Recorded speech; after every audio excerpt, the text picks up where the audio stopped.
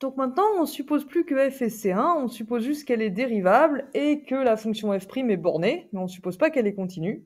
Est-ce que l'intégrale, est-ce que f de a plus h moins f de a, c'est toujours égal à l'intégrale de Riemann?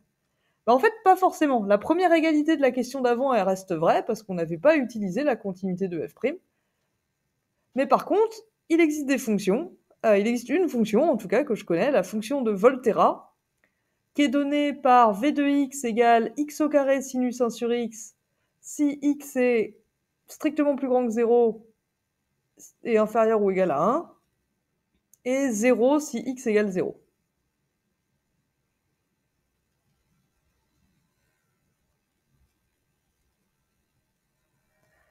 Donc cette fonction-là, en fait, on peut la prolonger à R tout entier. Je vous laisse voir Wikipédia pour voir comment on fait ça.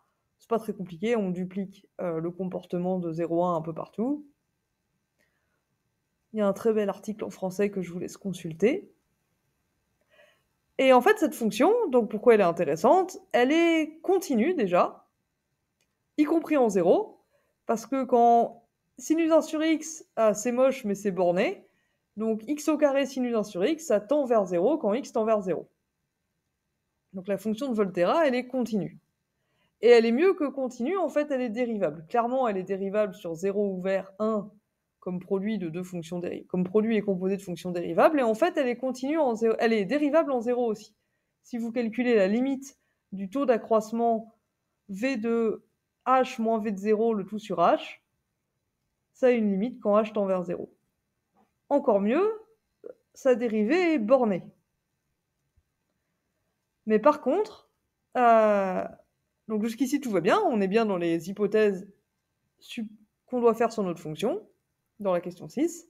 Mais par contre, les points de discontinuité de V',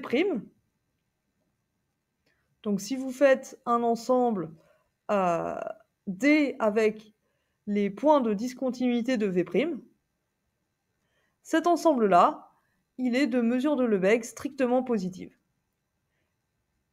Et ça, c'est un problème parce que ce que vous avez vu en cours, c'est qu'une fonction, elle est Riemann intégrable si et seulement si l'ensemble de ses discontinuités est négligeable par rapport à la mesure de Lebesgue. Du coup, V', elle n'est pas Riemann intégrable. Et donc, l'intégrale entre a et a plus h de V' de t dt, c'est simple, a priori, ça n'existe pas. Donc on a la première égalité de la question d'avant, mais pas la deuxième.